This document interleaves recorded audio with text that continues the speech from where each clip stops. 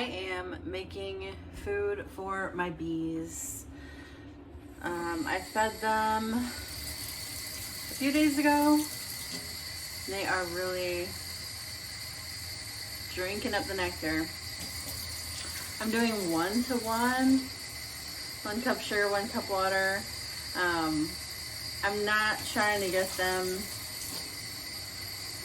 to store food necessarily. I am feeding them so that the nurse bees will have enough food to raise more bees to get us through the winter. So, first chore of the day.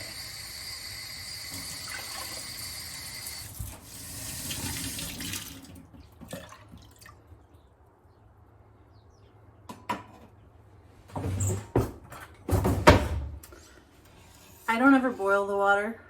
I just kind of mix it in. It works for me. I picked all my Tabasco peppers. This is all that was ripe and ready to pick. So I'm going to be making some fermented Tabasco sauce, which I think the Tabasco you buy at the store is fermented. You can also make it non-fermented, but it's one of my favorite hot sauces. I like really vinegary, spicy sauces, kind of like Frank's Red Hot. So, all right, I'm gonna go feed the bees. I normally like to feed my bees first thing in the morning when they're less active. I have one colony that is really spicy, and the other colony is very calm now that I've requeened. So they look to be not too active today.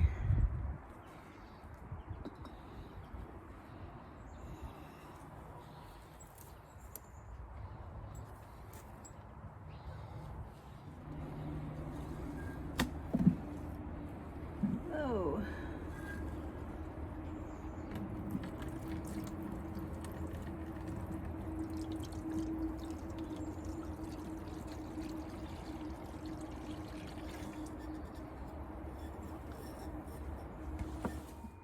Okay, it's time to get these peppers fermenting. I have got a nice clean quart jar. This little lid here, oh no, that's only good for wide mouths. Okay, changing plans. Okay, I have a clean quart jar that this is gonna fit on.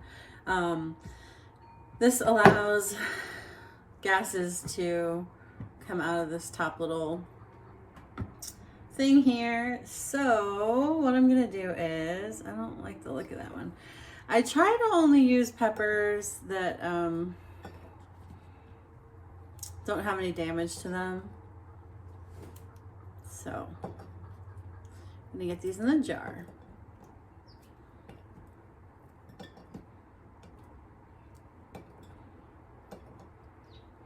I've also dried a ton of these this year that I was planning on just kind of blending up and using as like a crushed red pepper. Normally I grow Thai chilies, so I like having like a small dried chili that I can add to soups and chili and anything else. So these kind of took that Thai chili's place, but next year I think I may return to growing the Thai chili peppers. Tabasco was fun, but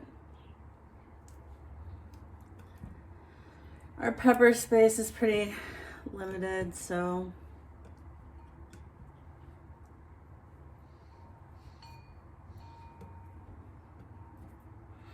and this is about 5 ounces of peppers. That's what the recipe calls for. If you Google homemade fermented Tabasco sauce, the first recipe that comes up is the one that I'm using, and it calls for about 5 ounces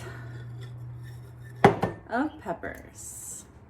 I do think that Tabasco peppers are supposed to get a little bigger than this, but we're using what we've got.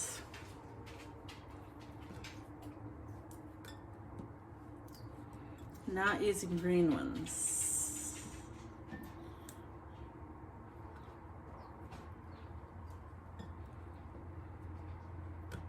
I haven't eaten any of these fresh yet.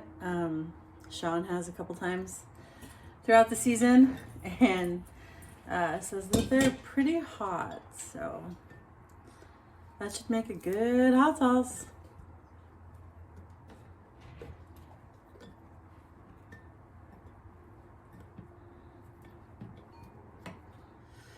Okay, in another jar, I'm dissolving 2 tablespoons of kosher salt in just like I just use tap water anytime I ferment. Everyone says that you should use unchlorinated, but every time I fermented something and I've used chlorinated, or just my tap water, it's worked out just fine. So I'm gonna get these peppers covered in the brine.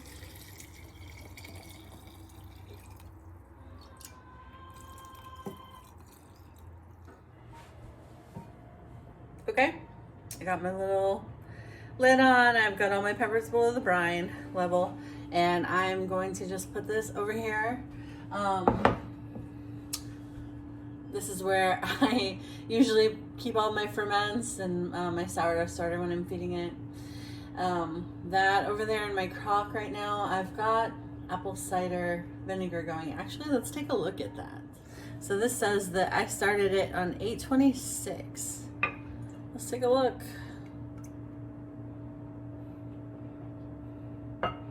Wow, yeah. Let's see if I can bring you over here. Definitely still going. I can just keep leaving it. I'm gonna leave it. Let it just keep working. And I don't see any mold. It's got a nice, clean but vinegary smell, so that's good. I think I'm gonna clean out my rim in here, put some fresh water, and close this back up. I just poured the rest of the salt brine from the peppers that we just made, and that should keep any mold from growing. Okay, all sealed back up. Okay, the last thing on my ferments list to take care of today is my sourdough starter. So all I'm doing here is taking my previous starter and grabbing about a half a cup.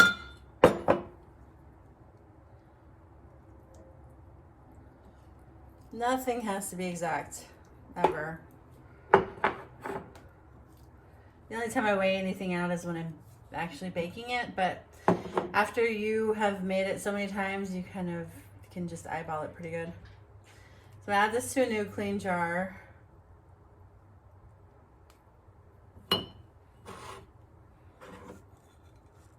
And I start out normally with like half a cup of warm water. You don't ever want to do hot water because that's what kills yeast. I usually end up doing about 3/4 of a cup of water to start. And I'm going to dissolve my sourdough in the water.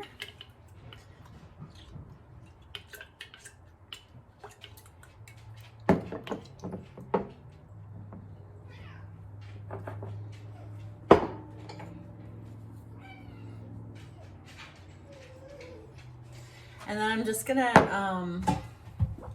let's see. I feed it a cup of flour.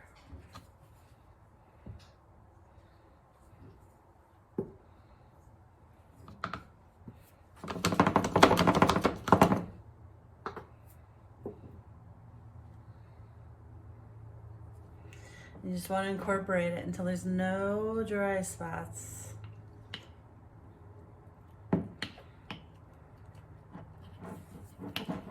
I prefer my starter on the wetter side, so you can add more water if it just seems too thick or dry to you.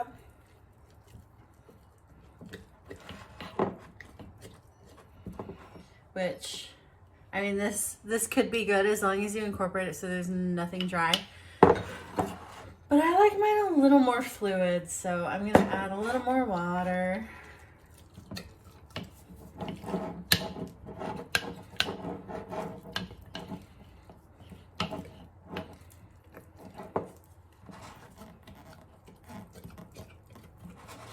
Bottom of the jar really good.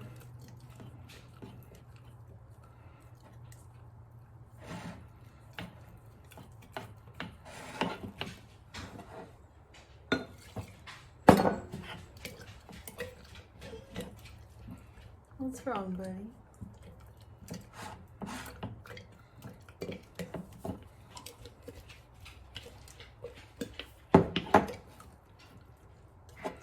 So that's about the consistency, if you can see that. Kind of chunky, but it's fine. It'll eat up just fine. You just don't want any dry spots. And when you're dealing with sourdough, using your fingers is like encouraged, because as weird as it sounds, you know, you're getting yeast and things off of your body, as long as your hands are clean, right? So, okay, so I'm gonna leave this on the counter and I'm baking bread tomorrow. That's all I do. It'll eat and it'll rise and it'll fall. It'll still be falling when I bake with it. I find that that's still active enough to give me a perfectly fine loaf of bread. So again, this is gonna live over here with all my ferments. As far as the discard goes, I'm gonna take my old jar and I'm gonna add it. This is a bit more liquidy than I would like.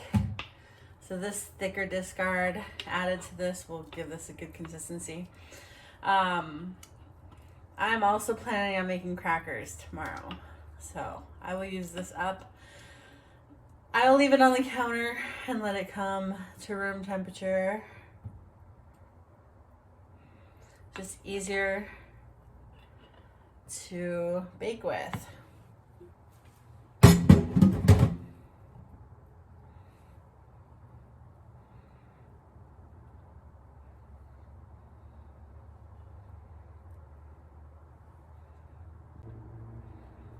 Okay, so here's all my cracker discard. It's gonna make a lot of crackers. Okay, all right, there you have it. That is my fermentation chores for the week.